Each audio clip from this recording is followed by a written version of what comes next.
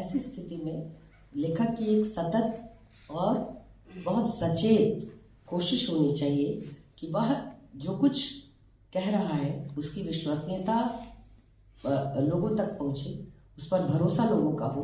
उसके लिए वह जिन मूल्यों के खिलाफ या जिन मूल्यों के पक्ष में है, दृढ़ता के साथ उन मूल्यों के पक्ष में या खिलाफ दिखाई दे। मुश्किल क्या है, अभी के समय में रचना का वर्तमान से संवाद टूट गया है।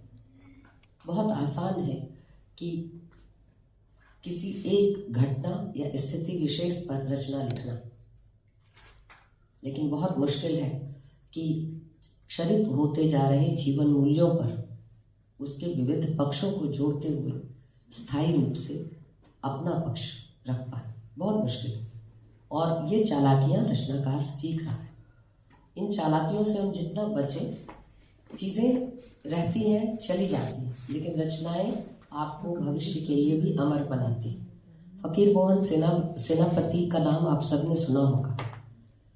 प्रेमचंद के समकालीन थे, उड़िया लेखक थे। उनका दुख था, बहुत अच्छे पद पर भी थे, सरकारी सर्विस में थे। तो उनका दुख था कि उनके कोई संतान नहीं, लेकिन उनकी पत्नी, कायदे से ये दुख पत्नियों को होता है, यहाँ रिवर्स था। तो पत्नी ने सांत्वना देते हुए उनसे कहा कि आपकी ये जो पुस्तकें हैं ये आपकी संतान से कम नहीं है, आपका नाम दुनिया में ये रोशन करेंगी। और ये आज भी सच है। उनकी जो 6 बाण 8 जो रचना है, हम आज भी पढ़ते, वो अमर है। और किस चीज़ का मूल्यांकन करते हैं? सेनापति जी तो आज नहीं है, मूल्यांकन किस चीज़ का होता है? जोड़ तोड़ का, संबंध निर्वाह का नहीं, रचना के स्थायी जीवन मूल्य और रचना मूल्य का, और फिर उसके सर्जना का और सृजनात्मक पक्षों का। तो रचनाकार को अंतर्मुखी भी होकर सोचना चाहिए। और इस तरह की रचनाएं हिंदी में, मतलब ममता जी का मैंने दुखम सुखम पढ़ा था, उसका कारण बता देती हूँ इनके सामने ही। मथुरा पर था और मथुरा आना जाना मेरा पिछले 15-1 साल से लगातार था। तो एक अर्चना चतुर्वेदी जी हैं, उन्होंने भी मथुरा पर होली गेट पे लिखा, और उन्होंने तो बिल्कुल व्यंग वाले स्टाइल में लिखा। लेकिन मैंने इनकी रचना पढ़ी कि मुझे कुछ और जानने को मिले। तो मथुरा की वो जो गली थी, वो कौन सी गली लिखा, सतघड़ा। तो मैंने पूछा कि भाई सतघड़ा दिखा तो दो, कौन सी है जिसके बारे में ममता जी ने लिखा।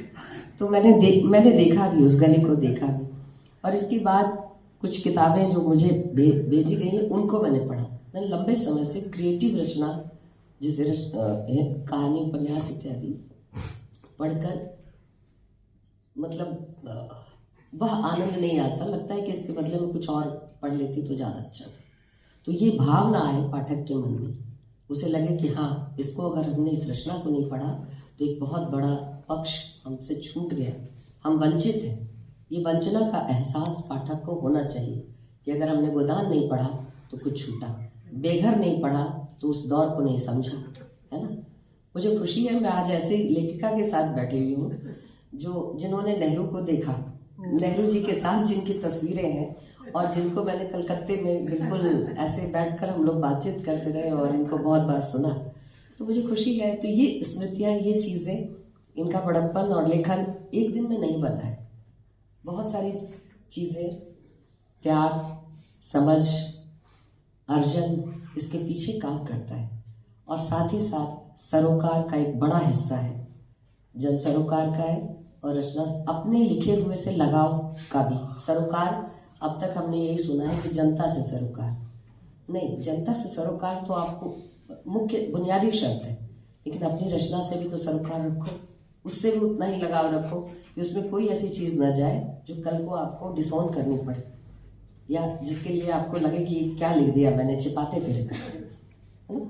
तो बहुत धन्यवाद और बहुत आभार आप सबका।